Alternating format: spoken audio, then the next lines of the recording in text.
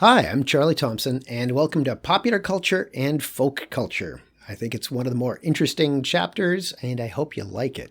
So let's jump in.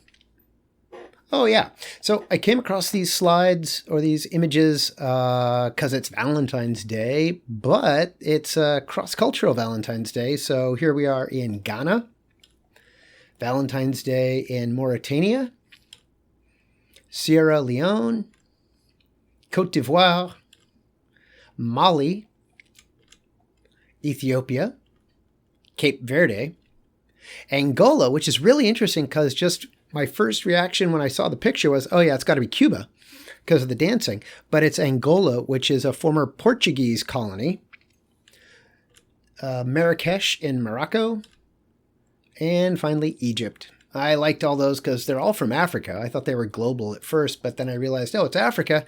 Wow. And then I thought I'll use them anyway because it's a great example of the diversity within Africa.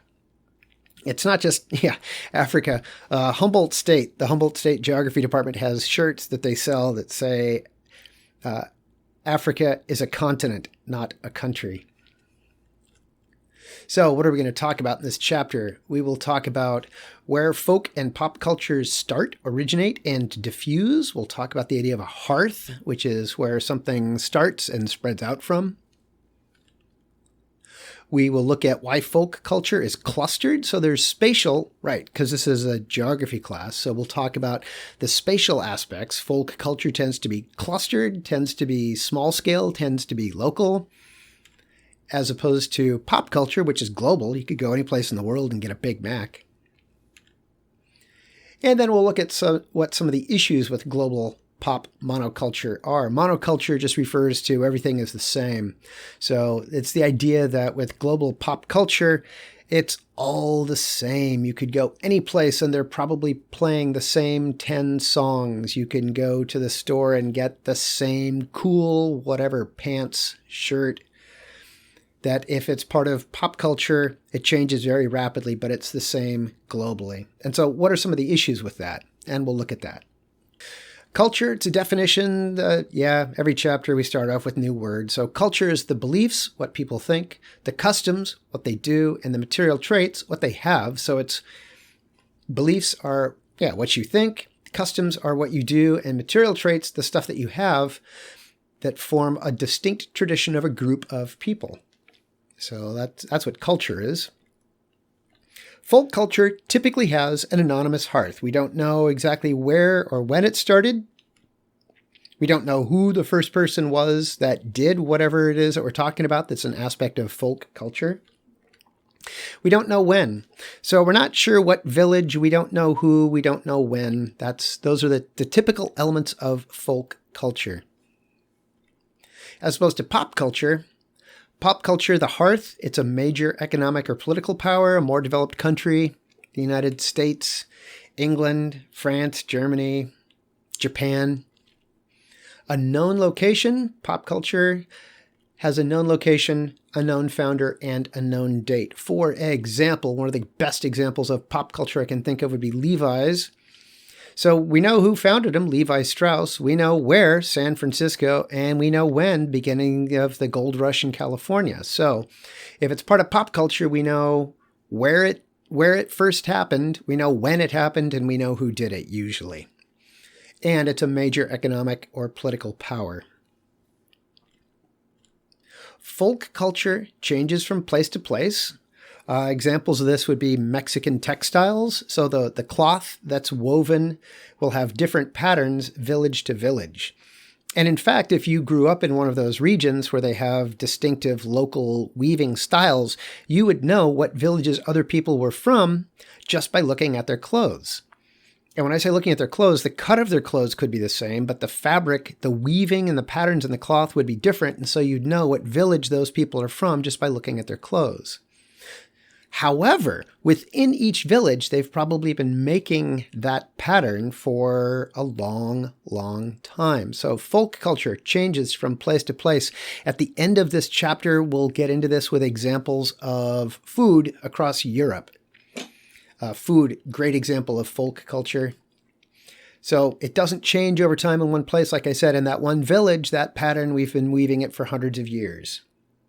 And then to back it up with the other one, where did it start? Well, in this case, we know it's this village, but who was the first person? We don't know. When? Well, we've always weaved our pattern. This has always been the pattern of Zewe Tenango.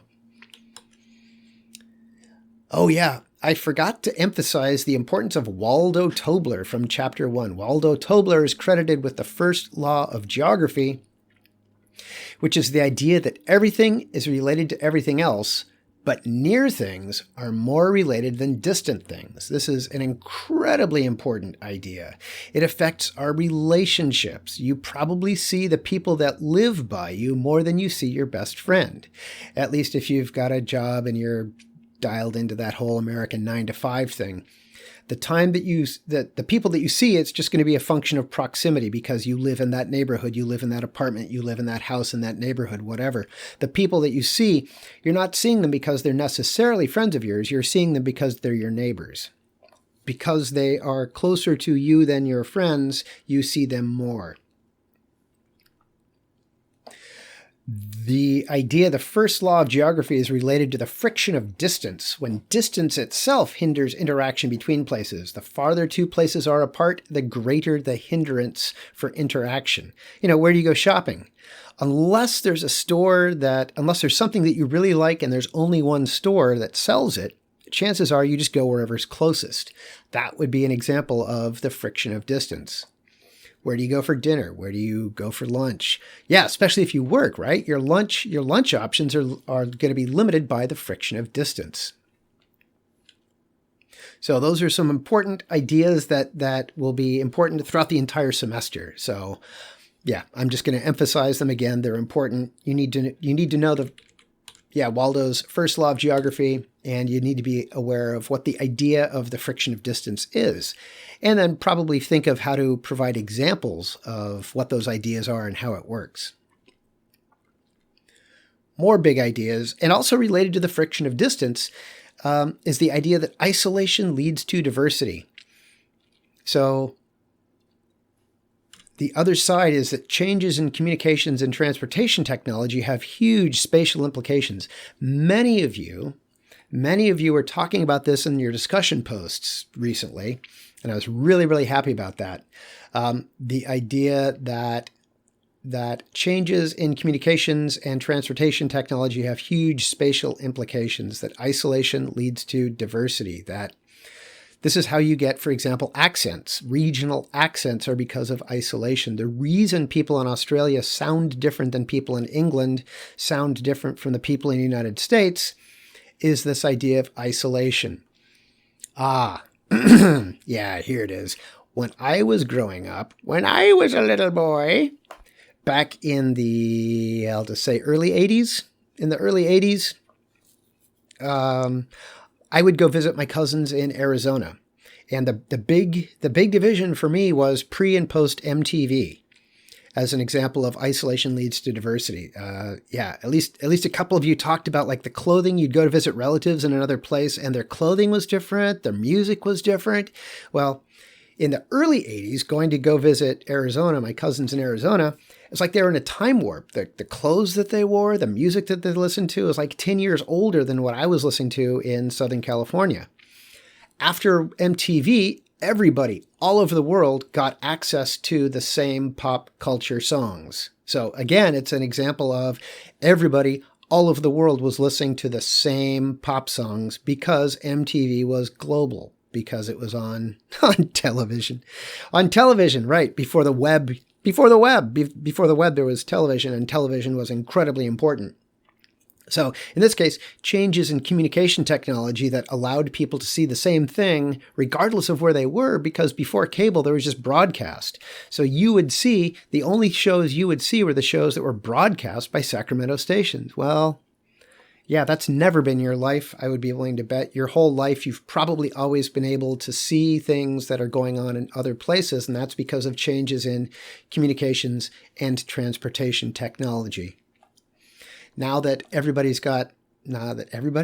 most of the world has access to the internet, we've got access to the same ideas, for better or worse. Some of those ideas are great and very powerful and should be spread worldwide. Other ideas should definitely not be spread worldwide. I'm talking about hatred and bigotry, for example. We'll talk about that later. The horrible intersection of mass communication, pop culture, and bigotry and genocide, how all of those came together through Facebook in Asia and England and the United States. So pop culture changes from time to time. It's the same worldwide. So you could go any place in the world, and like I said, the same top songs, the same 10 songs are going to get played on rotation. And you could go any place in the world right now and listen to those same 10 songs. A couple months from now, it's going to be a different 10 songs because pop culture changes very, very fast. But again, in 2 months, you could go worldwide and listen to the same songs all over the world. Sorry. Yeah. One of the early popular boy bands. Yes, I initially, this slide I think is now 20 years old. And my intent was I was just going to update it every semester with like who is popular now. And there's Ricky Martin, and who was popular last year. But then I decided I'm just going to give up because pop culture changes so fast. That's the whole point, that this entirely made up formulaic boy band featuring a generic white guy, some sort of vaguely ethnic, but not threatening. He's not scary ethnic. We move on. This year, last year. Thanks, Ricky. So folk culture spreads differently. Folk culture spreads via relocation diffusion. For example, migration. The Hmong people, their migration out of Vietnam after what we call in this country the Vietnam War, because we're Americans and we went to Vietnam for the war. In Vietnam, they don't call it the Vietnam War. It was just the United States was the latest in a series of world powers that was abusing them. Yeah, before the United States was killing people in Vietnam, the French were killing people in Vietnam because it was their colony. So one of the things that happened as the result of the Vietnam War is that the United States enlisted Hmong, Mien, Montagnard, Mao. Some of the ethnic minorities in Vietnam were enlisted to fight the communists, including things like we were illegally bombing Cambodia, which is a war crime. We weren't at war with Cambodia, but we were bombing Cambodia because the Viet Cong would hide in Cambodia. So we were illegally bombing Cambodia. And every now and then one of our planes would get shot down. But the U.S. couldn't admit that the plane got shot down because it was illegal to be bombing them. So we had to send in mercenaries to go rescue American troops. So some of these groups were the Hmong. After the war, they fled persecution from the communists who took over. Many of them ended up in refugee camps in Thailand. And to get there, they had to dodge not only the communists in Vietnam, but also the border guards in Thailand who didn't want them sneaking in. And eventually they made it to the United States. They settled in the Central Valley, where there's a large Hmong population, and also Minneapolis-St. Paul, another region that has a large Hmong population because of chain migration. Initially, people settled there, and then it was easy to move there because there was a social network already set up of Hmong people in the Twin Cities region in Minnesota. Pop culture spreads via expansion diffusion, either hierarchical, spreading from the US to the rest of the world, or contagious diffusion, but it's pop culture spreads via expansion diffusion. Folk culture is clustered because isolation promotes diversity, right? One of the reasons that folk culture is clustered is because folk culture is heavily influenced by the physical environment. So folk culture today exists in isolated regions, but like across the United States, there may be elements of folk culture that still exist. But, if you live in the United States, chances are you have access to ideas and materials worldwide. So the folk culture being influenced by the physical environment, that would be like folk housing. So all the distinctive housing styles of like a Swiss chalet, there are distinctive housing styles that are a product of tradition, the physical environment dictating what your house, the architectural styles of your house, and then also the physical materials that you build your house out of, right? Like some places don't have stones. Some places, like in Africa, they use a lot of mud or adobe. Other places use wood. Other places use stones because that's what they have. So folk culture very heavily influenced by the physical environment. What are your clothes made out of? There's something you probably have never thought of. Well, if you're in Egypt or parts of the American Southwest back in the day, you might have cotton. Otherwise, you've got wool. Some places in the South Pacific actually pounded bark to make cloth out of. So your clothing, your food, your housing, all of that is influenced by the physical environment because, well, one of the reasons, that's all you've got access to, right? There was no global trade in the era of folk culture. You wouldn't have necessarily been exposed to ideas from outside your village where you were born, you'd live, and you would die. So folk culture tends to be very, very clustered. Folk culture in small, evenly mixed groups in relative isolation. Pop culture, large, mixed groups, they're global. Both types have daily necessities and leisure, food, clothing, shelter, and leisure, arts, and recreation. And we can look at the patterns of both of those and see how they're different in regions of folk and pop culture. So elements of folk culture, jewelry, clothing, and food, all elements of culture. And until recently, those would all be influenced by the physical environment. What materials do you have access to? So we've got people in India, and then the San. They look like the San people of the Kalahari, the so-called Bushmen of the Kalahari. So again, folk culture, anonymous origin, sometimes multiple hearths, diffuses slowly through migration diffusion, spatially isolated, heavily influenced by local factors, the climate, the materials that you have available to build with, mud, stone, rock, the fibers that you have to make fiber for rope or clothing, cotton, wool, hemp. Pop culture has a specific point of origin, usually a developed country. Diffusion is rapidly through hierarchical diffusion, expansion diffusion, contagious diffusion, distribution widespread, global, worldwide. So folk culture showing the more local influences. So these are all different types of Buddhist paintings. And, well, at least we've got Buddhist, we've got Muslim, we've got Hindu. So across this region of the Himalayas, there's the intermediate zone between Muslim, Buddhist, and Hindu, and then some folk religions. That's probably going to be influenced by the indigenous Bon people, who had a shamanistic religion that predates Buddhism coming into this region of the world. So we've got Buddhist iconography, we've got Muslim iconography, we've got Hindu iconography, just showing the localized influences of those different cultures on art in this case. Regions, we've talked about regions before, so this would be a functional region, right? Most of the people who are Diamondbacks fans are probably going to be in Arizona. Rangers, Astros, Braves. So we're looking at baseball teams, and it looks like somebody did this survey based on Facebook. The location of Facebook fans, the A's, the Blue Jays, the Mets don't have a majority of any U.S. county.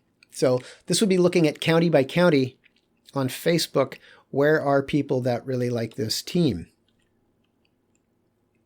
So popular musicians may have more in common with similar styles across the world than different styles in the same city. So it's the idea that pop music is global, right?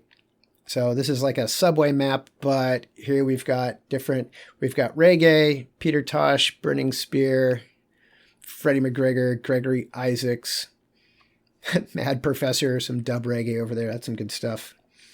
British folk, and how these things are connected, but really the way they're collected is they're all pop culture. They're all connected because they're all pop culture, and therefore it diffuses globally.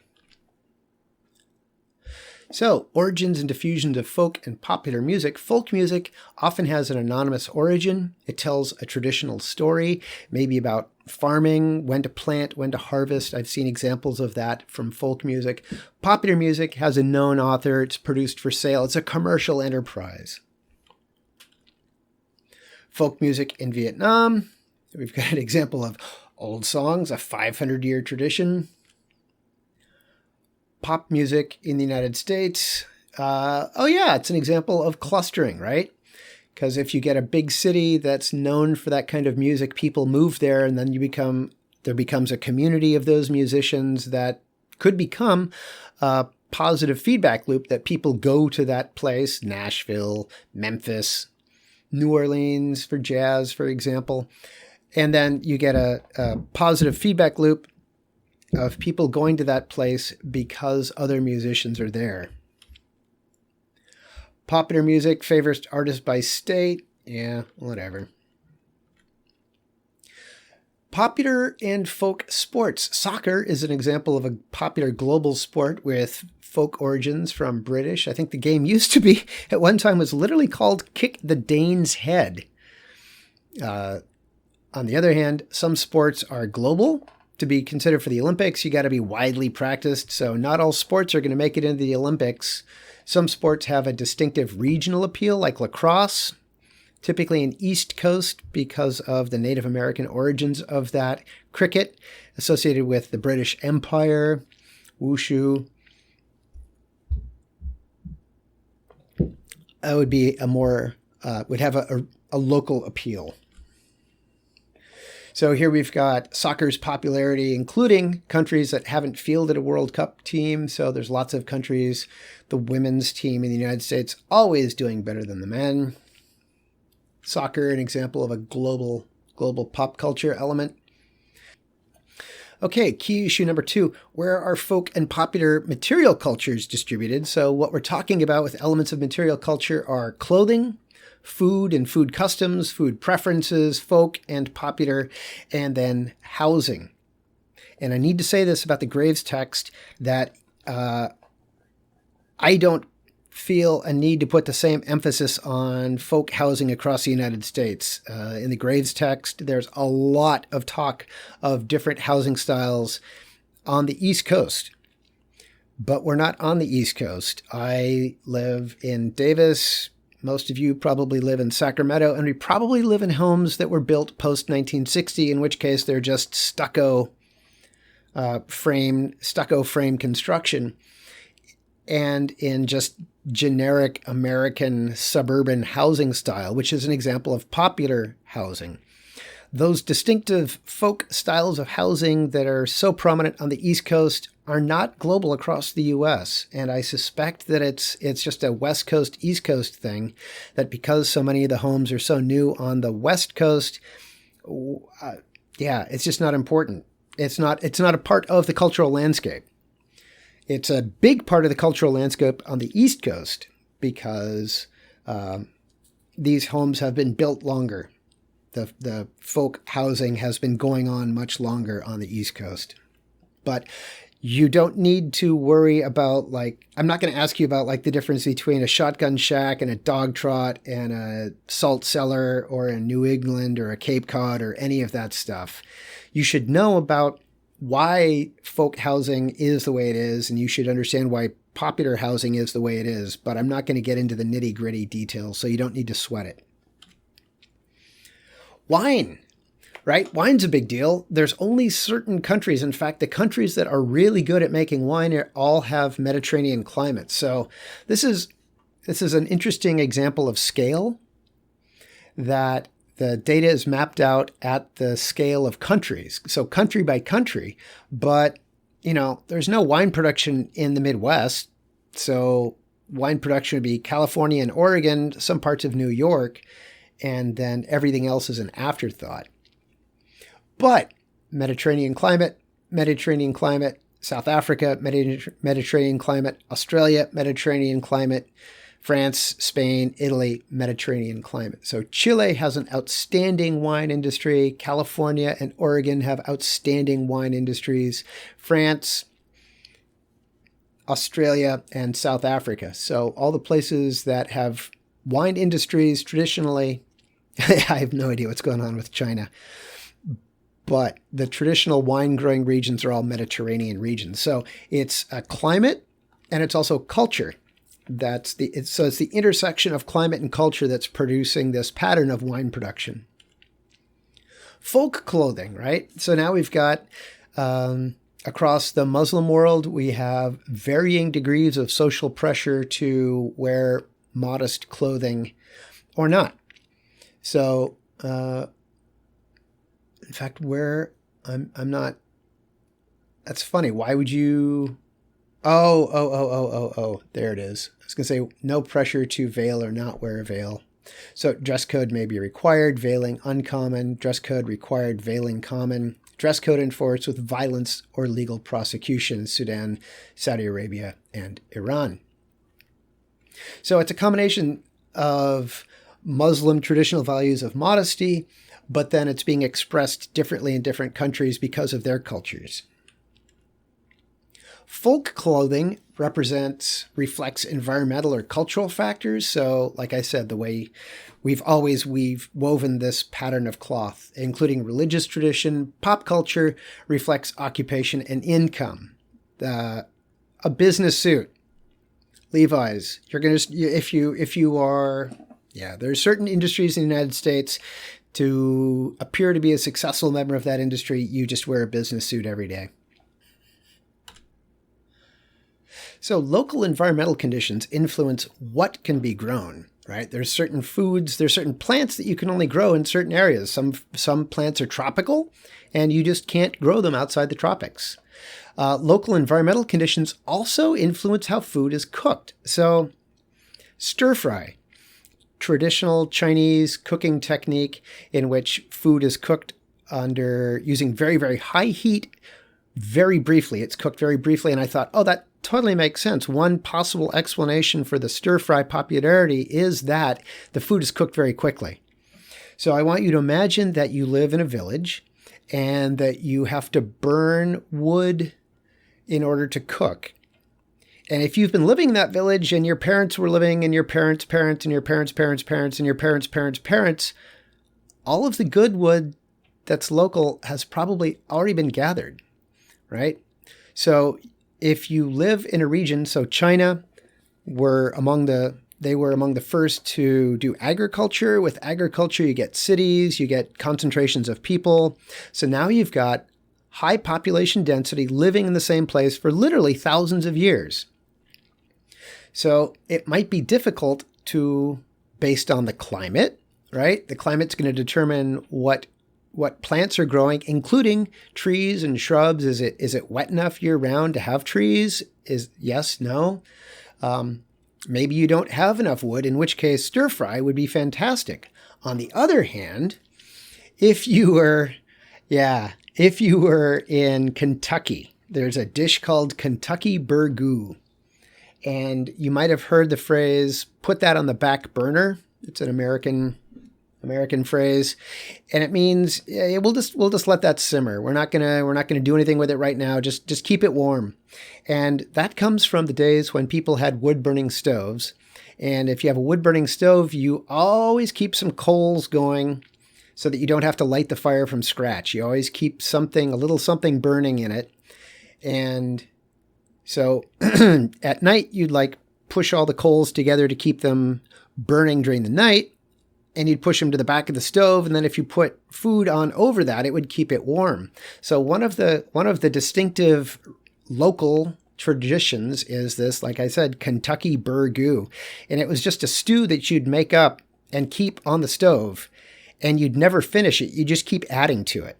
So if you killed rabbits or squirrels or whatever, you just cook those up and throw them in. If you had vegetables, you'd throw those in. So it just kept cooking forever. It never ran out. And that's something that you can do if you've got wood. If you live on the East Coast of the United States and there are abundant deciduous trees, you're never going to run out of wood. Population density isn't high enough that that's going to happen. So you're going to have stews. China, you're going to have stir fry. Other examples are food taboos. For example, Hindu prohibitions against eating cows, Muslim prohibitions against eating pork, Jewish prohibitions against eating pork. They may protect the local environment. They may serve other functions. Often, if it's a folk tradition, we don't know how long they've been doing it. So we may never know what the actual roots are of some of these taboos or traditions. And then I went nuts, because one of the things that I love is food. So I found this website called Taste Atlas, and we're just looking at distinctive foods globally. Poke in Hawaii, elk burger, garlic fingers, whatever. Icelandic fish and chips made with Icelandic cod. Crepes in France. So there's this website, Taste Atlas. There's the link, tasteatlas.com. You can go there and search for foods, see what foods they eat in a region. Curries in India. African cuisine, right? Like I said before, Africa is a continent. So this spice company had a guide to what they considered to be the 5 distinctive traditional cuisines of Africa: Western African food, Central African food, Southern African food, Eastern African food, and then Northern African food, which would have a heavy Muslim influence as opposed to everybody else. So the green, the yellow, the red, and the pink areas, those are all sub-Saharan Africa, predominantly Muslim. In fact, predominantly Muslim down to about that line. Egypt is, Mali is. Nigeria, the northern parts of Nigeria and Niger are all Muslim. So there's distinctive regional foods across Africa. Italy, one of the big divisions is what they use for fat. So in the north, lots of butter. In the south, more olive oil. These are all regional cuisines. So Calabria, these particular peppers, this are from there. Salami from there. Parmesan and ham from this region. Another one, just looking at meats and cheeses across just Italy. Yeah, there is no Italian food. There are food that we call Italian food, but in Italy, it's going to be different food across every place you go. And a huge difference in the food from southern Italy to northern Italy. France, the same thing. There isn't really French food. There's lots and lots of different local foods. Another version, so different booze. Oh, yeah, like cognac and, well, cognac? Is that the only one? Well, cognac and brandy are fortified drinks. They're distilled, made up of rotten fruit. So one of the aspects of folk cuisine is, what do you do with leftover food? If I can't eat it today and there's no way to keep it cold, it's going to go bad. So you can salt it, you can dry it, you can ferment it, which is what we do with cheese. We let microorganisms inhabit it, take it over, and then hopefully whatever they make to keep other microorganisms away doesn't make us sick. But they all have regions. And the cheeses are going to be different because cheese is made from milk. Where's my next one? Yeah, there's the Taste Atlas. Another map of cheeses. Another map of different cheeses. Oh, shoot. Bread. Yeah, I got to back up and talk about cheese. I thought I had one where they had little icons of the animals showing that it was goat or sheep or cow. So there's the animals, which is going to be a function. Again, it's folk culture because it's the intersection of the climate. Some places goats are better, sheep are better, cows are better. It's going to be a function of the climate. It's going to be a function of the geology, because the geology is going to create nutrients in the soil that are going to make the milk from those animals taste different based on what the geology is. So we've got the animal, we've got the geology, and then cheese is microorganisms that are just from the air, like the story of Roquefort. The story of Roquefort cheese is that, yeah, I'm laughing because the question always is, who was the first person to do that and what the hell were they thinking? So with Roquefort cheese, the story is that a shepherd was eating lunch. He had bread and cheese and he got distracted, put it down, had to go rescue a sheep and forgot about it. And then like months later came across his lunch, except now it was all moldy.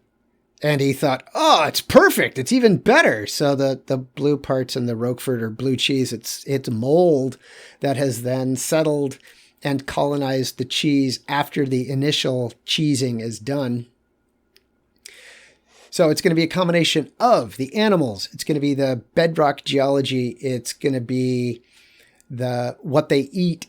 What those animals eat is going to change the taste of the milk. All those are going to change the taste of the milk. And then the microorganisms that are from the local environment are going to determine also how that cheese tastes. So cheese is hella local. Cheese is exactly the same as bread, right? Because bread is made from grain. The grain grows, and what are you making? Is it wheat? What kind of wheat? There's all kinds of different types of wheat, but it could be grains other than wheat. But what's the size? What's the shape? Is it a special that you make only for this one religious ceremony at this one time of year? But the bread is going to taste different because bread is a combination of water, which is going to taste different because of the geology. As the water runs through rocks in the ground, it's going to taste different. The wheat itself is going to taste different based on the geology and the nutrients in the soil. The terroir is the general term for this. The terroir refers to the local characteristics of a cuisine as a result of that local area. So we've got the wheat, which is going to taste different because of the water, because of the soil. The bread is then going to be made up of water and wheat and microorganisms, wild yeast in the air that are going to depend on what that area is. So you could try to make the same type of bread using different wheat, using wheat from different regions, using water from different regions, and it would taste totally different.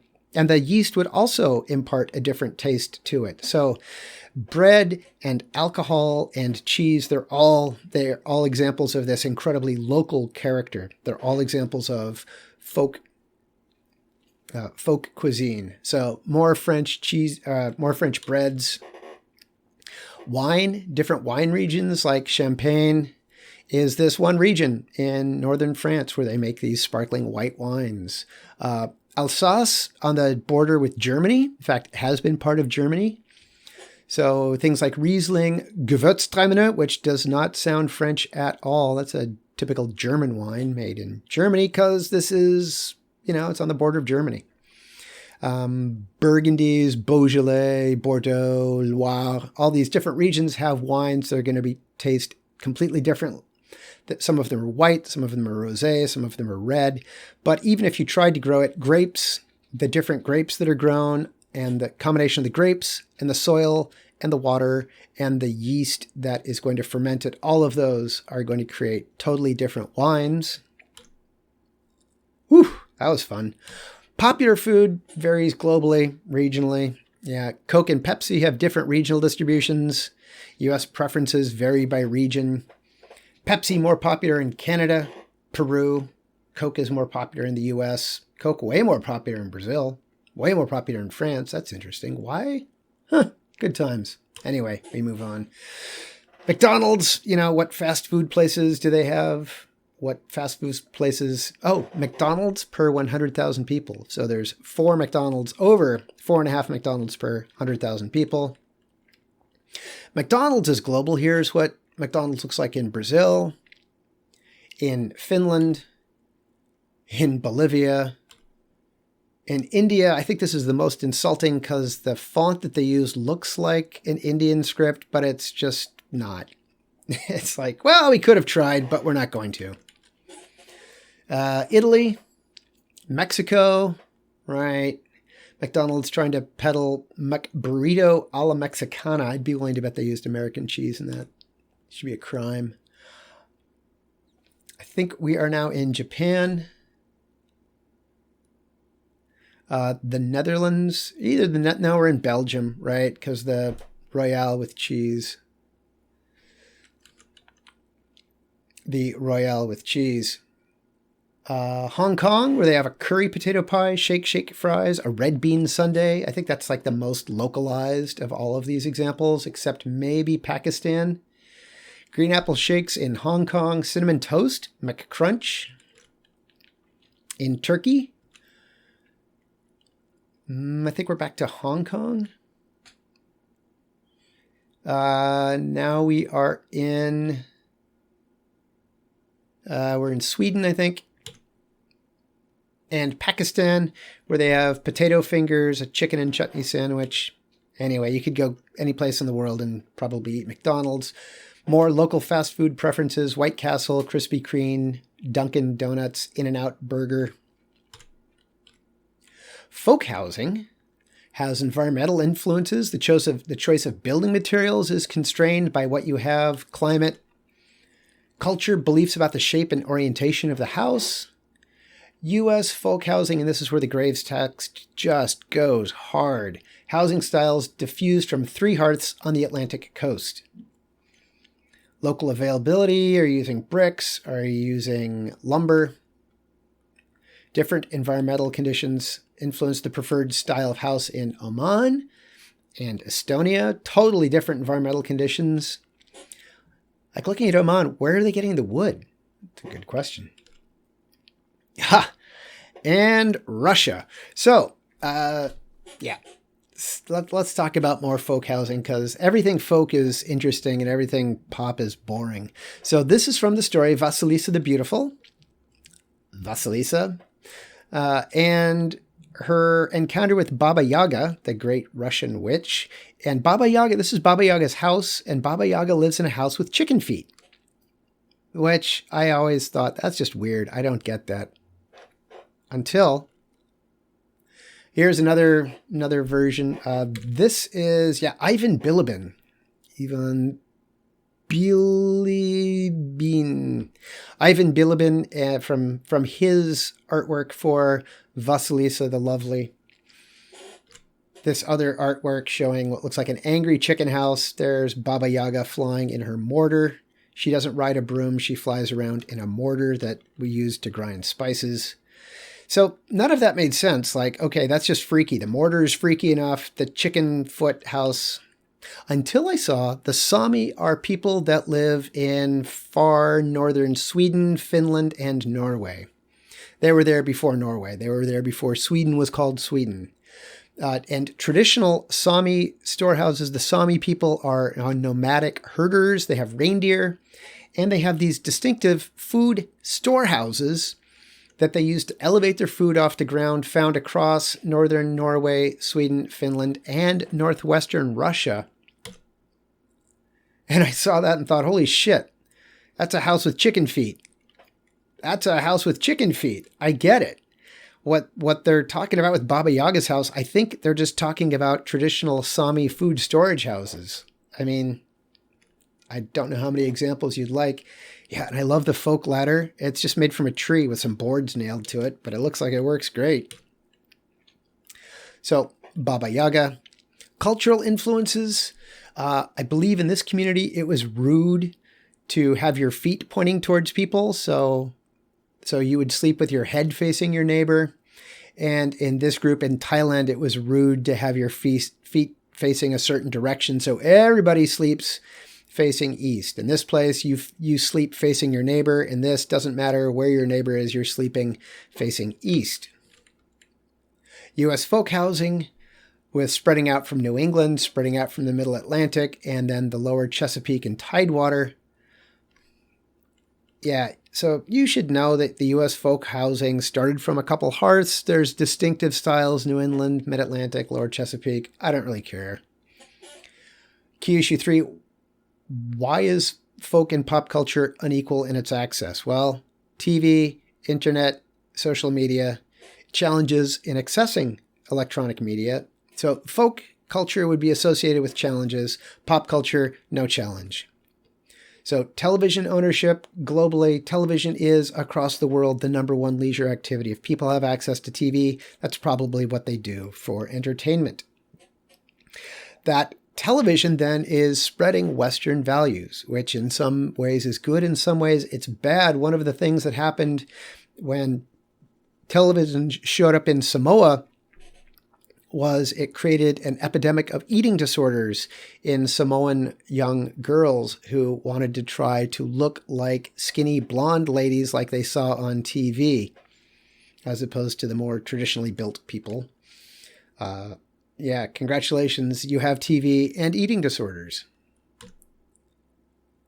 I thought this was really interesting. One of the common complaints of in this country among people who resist spending on social spending is, oh, look at those poor people. Sure, they're poor, but they have a big TV. Well, the cost of a TV has dropped dramatically, as opposed to the cost of education, medical care, housing. So the things that you need are now way out of many people's price range, but the things that you want, like a big ass TV, those are cheap. So yeah, you can have a cheap TV, but you can't own a house or go to school. TV, incredibly important. The internet, following a similar line or a similar pattern of expansion. The internet, most common among developed and highly developing countries. Along with the internet, social media. So here we've got the most popular social media networks in 2009. The pink is Facebook. Orkut used to be the most popular social media in Brazil. I think it was a homegrown Brazilian social media.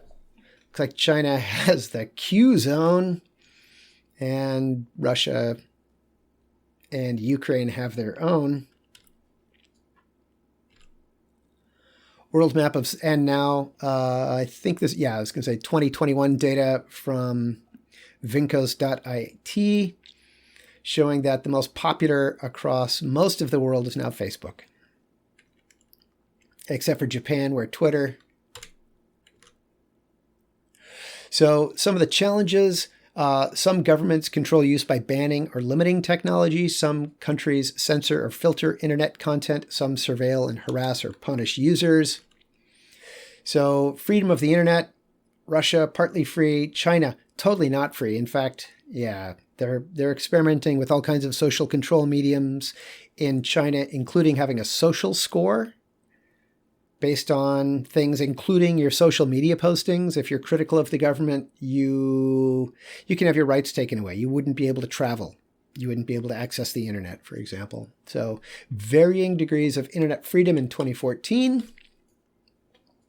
Sustainability challenges for folk culture, sustainability challenges for pop culture. So some folk cultures are threatened by pop culture. Unexpected interactions with pop culture. Pop culture typically has different statuses of women. Things like the dowry don't exist outside of some cultures. Indian culture, dowry is a very important part. And so they're trying to deal with the culture clash of being told you don't need this, the rest of the world isn't doing this, and at the same time being told this is what we do. Amish maintaining a distinctive folk culture. The Amish clustered across the east coast of the United States, in fact, the northern parts of the East Coast. Pop culture creates a uniform landscape. You can go any place in the world and it can look exactly the same. You could go any place in the United States and see a strip mall that is exactly the same as a strip mall in any other place. There's probably a cigarettes cheaper. There's probably a nail salon. There's probably a pizza place. There's probably some sort of Mexican food place. Strip malls, all the same. Ta-da! Exactly the same. What city? Is this Florida? Okay, I'll take your word for it. Could be any place across the US because it all looks the same now. Interesting. Scotland, totally different ideas of what a golf course looks like, the requirements for a golf course. In fact, in Scotland, the golf courses just started, they were just land. They were land that people were running sheep on, that they converted into golf courses in the US. A golf course in Nevada, probably using up all the water for this region. A golf course can use 1 million gallons of water a day. And yet we have them in places like Nevada and Palm Springs in the US because money talks. Oh, that's it for the chapter. Man, I hope you enjoy it. Good luck on the chapter on folk and pop housing, culture, food, language, religion. We'll get to later. That's it.